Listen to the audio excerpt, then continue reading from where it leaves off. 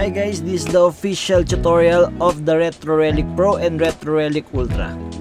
So syempre guys, pagdating sa inyo ng package, unang gagawin nyo is scan the QR code mga lodi for the tutorial mga lods. Syempre dahil nasa loob na ng phone nyo yung memory card, punta na kayong file manager and then syempre search nyo lang yung SD card natin mga lods. Diyan nyo makikita yung Retro Relic Pro o Retro Relic Ultra mga lods. Ayan yung mga laman yan mga lodi. Unang gagawin nyo dyan syempre, punta lang kayo sa emulators, then install all the emulators mga lodi. Yan muna yung uunahin natin mga lods.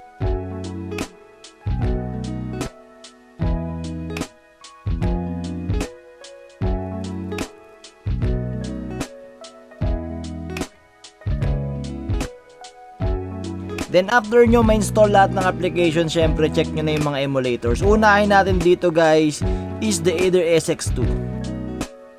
So tap nyo lang, syempre open nyo lang guys, and then yan yung lalabas. So next nyo lang yan mga lodi, and next nyo lang ulit, and then next nyo lang ulit syempre, and import BIOS tayo mga lods. Yan, tap nyo lang yung plus na yan mga lodi. Tapos punta kayo sa SD card, syempre dun sa SD card lahat makikita yan. And then punta kayong Retro Relic Pro o Retro Relic Ultra. And then hanapin nyo lang yung game BIOS mga idol. Yan, tap nyo lang yan mga lodi. And then PS2 BIOS mga lods. So yan, tap nyo lang yung pinakauna, yung bin. Yan. So after nyan guys, imported na siya mga lods yung bin, and then tap next. And then tap nyo yung plus sa game directories. And then same din, punta kayo sa memory card and Retro Relic Pro o Retro Relic Ultra, and then hanapin nyo dyan yung PS2 folder. So syempre nandun yung mga games ng ating PlayStation 2. Yan, pag nakita nyo na yung mga games, use this folder nyo na siya mga lods. Allow. Yan, and then tap next. So finish nyo na yun mga lodi. So wait nyo lang mag-load, and then after ilang segundo lang yan mga lodi. At yun na nga guys, nakaset na yung inyong Aether SX2. So open tayo ng isang game mga lods. Yan, tagilid nyo lang kung gusto nyo ng pahabang game style. Paano naman kung gusto nyo tanggalin yung mga controls sa screen mga lodi? Ito lang yan, tap nyo lang doon sa may pause sign, and then hanapin nyo yung controls icon. Yan, nakita nyo yung tinuturo ko mga lods. Tap nyo lang yan, and then punta kayo sa touchscreen. Tap nyo yung touchscreen, and touch controller view, tap nyo lang din yan. Tapos gawin yung nan yan mga lodi, gawin yung nan. Napaka-simple lang at napakabilis, and then exit nyo na. So wala na siya, kita nyo na wala na siya sa screen mga lods. And paano nyo naman mapagiging widescreen? Ano, full screen, di ba? So punta kayo sa settings, and then graphics, and then hanapin nyo lang dyan guys yung aspect ratio mga lods. So ayan, nakita nyo naka-auto standard. So gawin nyo lang yung widescreen mga lodi, o kaya stretch, yan, para masagad, stretch nyo na lang. So yan, kitang-kita nyo naman, sobrang dali lang, sobrang bilis lang mga idol. And if may controller kayo, paano siya i-connect mga lodi? Syempre, pair nyo muna yan. So kailangan ma-connect nyo yan muna sa phone. So pag connected na siya, napakadali lang yan. On nyo lang yung Bluetooth, automatic connected na siya. Pero pansin nyo, hindi gumagana sa unang gamit, hindi siya gagana mga lods. Kita nyo, di ba? Hindi siya gagana mga idol. So paano gagawin nyo mga lodi dyan? Di ba? Punta lang kayo yung settings mga idol, and then punta yung controls. And then controller port 1, siya yung player 1, and automatic mapping nyo. So kung ano yung nakakabit dyan, lalabas yan dyan mga lods. So wireless controller touchpad ako nang lalabas, tap nyo lang yan mga lodi. And yun na, malalaro nyo na, magagamit nyo na yung controller nyo. Ganun lang siya kabilis mga idol. So ang next naman nating i-setup ay ang PPSSPP, which is carries the PSP games mga lodi. So okay nyo lang yan mga lods. Okay nyo lang yan mga lodi. Yan, use this folder na lang kayo, kahit saan nyo gusto pwede nyo itap yan mga lods, diba? Use this folder. Yan, allow nyo lang mga lodi, and okay nyo lang yan mga lodi, wala naman yan, okay nyo lang yan. And then ganito lang siya ka basic mga lodi. Punta lang kayo syempre sa games mga idol, sa games, tapos hanapin nyo yung browse. So tap nyo lang yung browse mga idol, and punta kayo ulit sa SD card. Diba? Punta lang kayo sa SD card mga lods, sobrang doon nyo lang mahanap yung mga kailangan nyo. And then Retro Relic Pro o Retro Relic Ultra. And then hanapin nyo lang guys dyan yung PSP. So nandiyan yung mga games ng PSP mga lodi. Then use this folder mga idol. Tap nyo lang, allow, and ganun lang siya kabilis, ganun lang siya kasimple mga lodi. Automatic na rin yung kanyang mapping pag PSP, automatic na yan mga lodi. So yan, automatic nakakonect na agad dyan. So paano nyo nga ba tanggalan? Kunyari may controls pa rin sa screen, paano nyo tatanggalin yung on-screen controls? Siyempre punta kayong settings mga idol, tap nyo lang yung settings na yan mga lodi, and punta kayong controls mga lodi, yan, tap nyo lang, and then yung on-screen touch control, uncheck nyo lang yan mga lods, and then yun na, napakalinis na agad ng yung screen. Paano kunyari gusto kong palakihin yung screen ko, di ba? Gusto kong isagad sa pinakamalaking screen ng aking phone. So ang gagawin nyo lang dyan mga lodi, syempre pupunta lang ulit kayo ng settings. Sa settings lang ulit lahat yan mga lodi. Tap nyo lang settings, and then dyan sa may graphics, hanapin nyo lang dyan guys yung full screen, diba? Kung naka full screen na siya at bitin pa rin kayo, punta kayong display layouts and effects, tap nyo lang mga lods, and then stretch nyo. Yan talaga yung pinakasagad nyan mga lods. Kita nyo naman, back nyo lang and continue. Kita nyo yan, ganyan lang kasimple, ganyan lang kabilis yung PSP natin. Next naman natin mga lodi is dock station mga lods. So same lang to sa Aether SX2, yan, close nyo lang yan guys. Pero minsan nag-automatic siya na mag-set ng BIOS. So add game folder na agad, diretso na. Punta na kayo ng memory card, yan sa Samsung SD card. And then hanapin nyo lang ulit Retro Relic Pro o Retro Relic Ultra. Tap nyo lang ulit yan mga lodi. And hanapin nyo yung PlayStation. So PlayStation kasi is PS1 mga lodi. So tap nyo lang yan, games, and yan, use this folder. Pag nakita nyo na yung mga games mga lodi, use this folder nyo na agad yan para ma-load na agad, diba? O yeah, wait nyo lang matapos yung loading kasi medyo marami ang PS1 na yan. So wait nyo lang mga idol ha. Yan. Yan, so after na ma-load lahat ng games yan, testingin nyo muna yung mga games para sure tayo na setup nyo siya. So kunyari may lumalabas na ganyan, pwedeng i-clean boot nyo na lang mga lods para rekta na kayo sa pinaka-umpisa agad. So tagilid nyo lang kung gusto nyo patagilid maglaro. Kung gusto nyo patayo, pwede nyo patayo, diba? Nasa inyo yan, nasa inyo talaga yun mga lods. So wait nyo lang, kapag PS1 kasi medyo matagal ng konti yung loading nya. So yan, nag-load na siya mga lods. Hindi rin to naka-automatic mapping ha. So i-connect nyo lang ulit din yan. Punta kayo sa controls, port 1, and perform automatic mapping. Syempre kailangan nakakonect muna yung controller, and then wireless controls, o yun, gagana na yan mga lods. Ganun lang kasimple, ganun lang kabilis mga idol. At yun nga guys, gumagana na agad siya, ganun lang ka-basic mag-setup ng dock station. Next naman tayo. So next naman natin guys is Drastic. So tap nyo na yan mga lodi, basic lang din yan mga lodi. Yan, okay nyo lang yan mga lods. And yan, i-load nyo yan. And load new game, syempre tap nyo lang yan mga lods. And punta na naman kayo sa tatlong guhit, and then yan, memory card. Punta lang kayo sa Retro Relic Pro, Retro Relic Ultra, and then punta kayong NDS mga lods.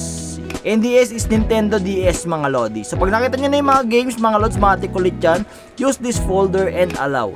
So pag lumabas na yung folder, tap nyo lang yan, and then wait nyo lang lumabas yung mga games mga idol. Wait nyo lang lumabas yung mga games. At yan na nga guys, pag lumabas na yan, playable na yan. So pwede na kayo mag-try dyan mga lodi, pwede na kayo mag-try. So try tayo guys ng isang game.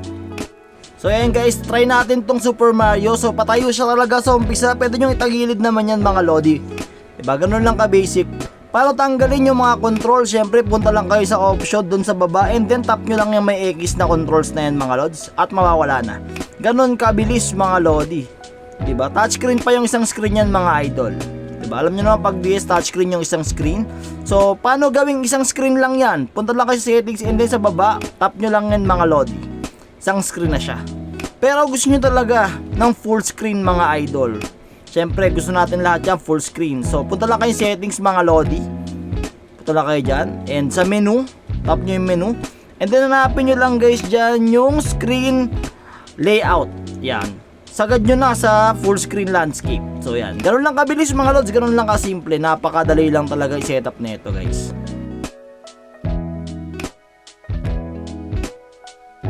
So next naman natin is M64 mga idol. So tap nyo lang yan mga lods, and then allow nyo lang yan mga lodi. Yeah, wait nyo lang yan, and nakita nyo yan guys, yung plus sign sa baba mga lods. Tap nyo lang yan, and then select folder mga lods. So tap nyo lang yung tatlong guhit sa taas, memory card, and then Retro Relic Pro, Retro Relic Ultra. Hanapin nyo lang dyan guys yung N64. So yun, N64 complete. Yan, tap nyo lang yan mga lodi, and lalabas na dyan guys yung mga games. So medyo marami kasi yan, kaya medyo matagal mag-loading. And then tap use this folder, and allow nyo lang mga lods. So wait nyo lang yan mag-loading mga lodi, medyo matagal talaga yan. Wait nyo lang talaga siya matapos. So So possible mga nasa 10 minutes. So yan, ganyan yung magiging itsura niya guys kapag okay na siya mga lodi. So try natin guys yung Legend of Zelda yan mga lodi sa M64 mga lodi. So automatic mapping na rin to mga lodi, wala nang mapping na kailangan. So yan, automatic gumagana na siya. Pero kung gusto nyo palakihin yung screen yan guys, nasa settings lang din yan mga lodi. So back nyo lang, then punta kayo sa, yan sa tatlong guhit, then punta kayo guys dito sa settings mga idol. And then display. Yan, sa display hanapin nyo lang dyan guys yung stretch. Yan, stretch nyo lang mga lodi, para yun yung pinakasagad nyan mga idol. Stretch nyo lang. And compared kanina mas malaki na ngayon siya. Ibalik nyo lang dun sa game. Yan, hintayin nyo lang yung loading. Alam nyo naman medyo mahaba ang loading nya. And then yun na nga guys, meron na kayong full screen M64. Ang sunod naman natin guys is My Boy. So tap nyo na yan mga lods, skip nyo na yan. Pwede kayo mag-select folder, sa inyo yan. Pero kung gusto nyo may lagay ng save, pwede kayo mag-select folder and then hanapan nyo lang siya ng folder. O pwede nyo gawa ng GBA folder, nasa inyo yan guys. Ako ilalagay ko lang dito sa may downloads ko. So para sama-sama na sila. And then pwede nyo nang skip yan or kayong bahala mga idol. And then sa plus sign, same lang siya ng M64. Tap nyo lang yung plus sign na yan and add game folder para lahat ng games na doon sa isang folder. Punta lang kayo sa 3 stripes and then yan, SD card, retro relic. Hanapin nyo lang dyan guys yung GBA complete. Yan, GBA complete folder. Yan, tap nyo lang yan mga lodis. Sabihin lahat ng games ng Game Boy nandiyan dyan ha. Tap nyo lang ulit yan. Wait nyo lang lumabas yung mga games and then yan, use this folder na agad. Allow nyo lang mga lodi. And wait nyo lang yan guys mag-loading ha. Wait nyo lang mag-loading yan. And yan na nga mga idol, nandiyan na yung mga games. So pwede ka na maglaro dyan mga lodi. So try tayo ng games. Yan, Batman try natin. Yan, nakataas din siya. So para tumagilid, itagilid nyo syempre. So paano nga ba tanggalin yung mga controller sa screen ulit nyan? Punta kayo sa taas and then settings. And punta kayo sa input mga idol. Yan, tap nyo lang input. And then virtual keypad, syempre off nyo lang yan mga lods. Ganun lang kabilis, ganun lang kasimple. Wala na siyang controls sa screen. Automatic mapping na rin yan mga lodi. Next naman natin ay yung MD.emu mga lods. So yan, Mega Drive yan, saka Master System, same lang yan. Punta kayo sa Open Content mga lodi. And then tap nyo sa taas yung Select File Location and Browse for Folder. And tap nyo lang yung Browse for Folder mga lodi. And then syempre punta ulit kayo ng memory card guys. Samsung SD card, Retro Relic Pro, Retro Relic Ultra. And then hanapin nyo lang dyan guys yung Sega Genesis or Sega Master System. Pareha yan, gagana yan dyan mga lods. Kahit alin dyan ang setup nyo, gagana yan pareho. So marami kasing games yan, so hintayin nyo lang mag-load. Use this folder, allow, at yun na nga guys. Wait nyo lang mag-load and yun. Ganun lang siya kasimple, ganun lang kabilis mga lods. Kung gusto nyo naman i-load yung Sega Master System, tap nyo lang sa taas and then browse for folder. And then hanapin nyo lang guys yung Sega Master System mga lods sa Retro Relic. And then tap nyo lang and use this folder. Ganun lang kasimple mga lods, ganun lang siya kabilis. So mag-try tayo ng game. So Batman ulit. So tagilid nyo lang ulit yan, sobrang bilis lang talaga nyan. So automatic mapping na lang ulit yan sa controller mga lodi. So ganyan yung kabilis mga lods sa Sega. Diba, yan, press start na lang ulit. And then yan, yan yung actual na gameplay nyan mga lodi. Next naman is NES.emu.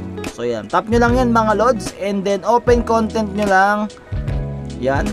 And select file location, browse for folder. And hanapin nyo lang guys sa SD card ulit at sa Retro Relic yung NES folder.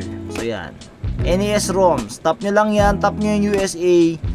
And then wait nyo na mag-load kasi sobrang dami talagang games nyan. Pag nag-load, use this folder na agad. Ganun lang kabilis, ganun lang kasimple.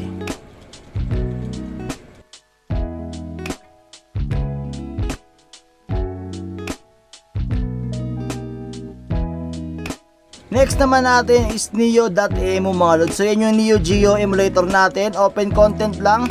Tap nyo lang ulit doon sa taas. Browse for folder. 3 slice. And then yan. Sa SD card, punta ka sa Retro Relic Pro, Retro Relic Ultra. Hanapin nyo lang dyan guys yung Neo Geo ROM. Yan. Tap nyo lang yan mga lodi. And then use this folder. Ganun lang ka-basic yan mga idol. So yan. Napakabilis niya mga lods. Kung medyo nahihirapan naman kayo sa pangalan ng games, back nyo lang and open from content list. Open content from list. So, yan na yung mga games nyan. Yan yung mga pangalan ng games. Sobrang basic lang. Next naman natin guys is the Pizza Boy. So ito yung Game Boy and Game Boy Color emulator. Tap nyo lang yung folder sa taas na may plus, and then add ROMs folder mga lodi. Same lang ulit, punta ka sa 3 slice, SD card, Retro Relic Pro, Retro Relic Ultra, tap nyo lang yan. And hanapin nyo lang yan guys yung Game Boy. Game Boy muna yung i-add natin mga lodi. So tap USA. So wait nyo lang mag-load yung games, and then use this folder. Yan. So next naman guys, add ROMs folder ulit. Tapos, next naman natin is Game Boy Color. Same lang ulit, punta lang ulit kay Retro Relic Pro. And then, Game Boy Color naman.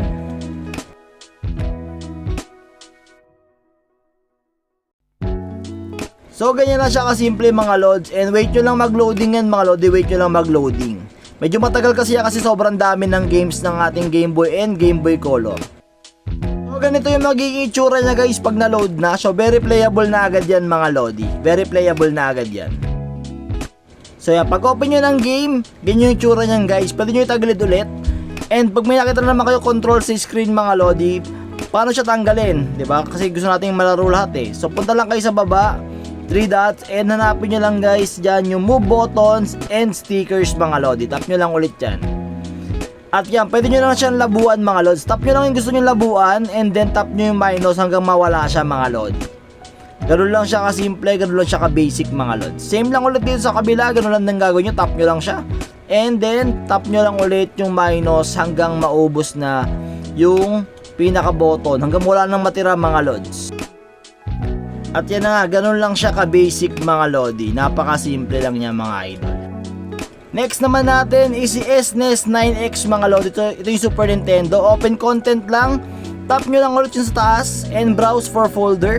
Punta kayo sa 3 slice, SD card, Retro Relic Pro, Retro Relic Ultra, tap nyo lang yan.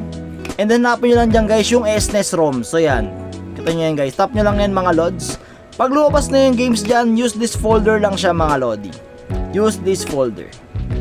Napakabilis, napakasimple mga lods. So yan yung mga game, pag may ganyan na, playable na talaga yan mga lods. Yan, try tayo ng isang laro mga lodi. So yan, automatic mapping na rin yan mga lods, tap nyo lang. At yun na, makapaglaro na kayo guys ng any games ng Super Nintendo. So dahil na-setup na natin lahat mga lodi, punta na tayong Digision mga lods. So ito yung pinaka-skin ng ating gaming console mga lods. Download lang kayo ng platforms. Lahat ng checkan ko, ilang checkan nyo mga lods ha. So yan, hanapin natin yung una, yung Game Boy, Game Boy Advance, Game Boy Color. So syempre 128 yung bili nyo no. So pag 126 may additional syempre Neo Geo, yan, NDS, N64, NES, yan, tap nyo rin yung NES na yan. Tapos yan, hanapin lang natin yung iba mga lods. PlayStation Portable, yan, and yan, Sega Genesis, Sega Master System, checkan nyo rin yan mga lods. So yan, PlayStation sa PlayStation 2. So yan, saka Super Nintendo. Yun na yung pinakalas na yun mga lods. Import nyo lang yan mga lodi. Tap nyo lang import. So yan ay magiging itsura ng Digision natin mga lodi. So pwede nyo lang i-browse yung mga dinownload yung platforms. And then syempre may gagawin pa tayo dyan mga lodi. Kailangan natin i-synchronize yung mga emulator na sinetap natin kanina sa Digision. At napakasimple lang yan. Sample na natin agad yung PlayStation 2 dahil konti lang yan. Tap nyo lang yung paths. And then tap add more. So yan, para ma-add natin yung folder. And then syempre punta kayo guys sa SD card. And then Retro Relic Pro, Retro Relic Ultra. Tap nyo lang ulit yan. And then hanapin nyo guys yung kung ano yung folder na yon. So dahil PS2 tayo, and use this folder. Allow nyo lang mga lodi and synchronize nyo lang. Yan, kung gusto nyo may picture mga lods, kailangan may internet kayo mga lodi. Wait nyo lang yan mga idol hanggang matapos yung synchronize saka yung scraping. Importante yung scraping na yan mga lodi, dahil pagkatapos yung scraping magkakaroon na ng picture yan mga lods.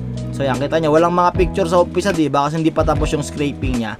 So wait nyo lang matapos yung scraping mga lods, and magkaka-picture na yan mga lods. At yun na, natapos na yung scraping. So sa library, tap nyo lang yan, makikita nyo yung mga laro, may panga-picture na siya mga lodi, and playable na yan mga idol. So example, maglalaro kayo, and then may lumabas na killing package process, okay lang yan. pwede nyo itap yung confirm or cancel. So kung gusto nyo dumiretso, pwede nyo i-confirm yon. Pero pwede natin tanggalin yan dito mga lods sa library. Sa settings, tapos punta kayong library, and then hanapin nyo lang dito mga lods is disable player warnings para mawala yung ganong klaseng warning mga lods. Pwede nyo ring itap yung ating aggressive scraping para mas mabilis magka-picture yung mga games mga lods pag may internet kayo mga lods. So kung may tanong kayo guys, PM nyo lang guys si seller at siyang bahala sa inyo mga lodi. Salamat guys!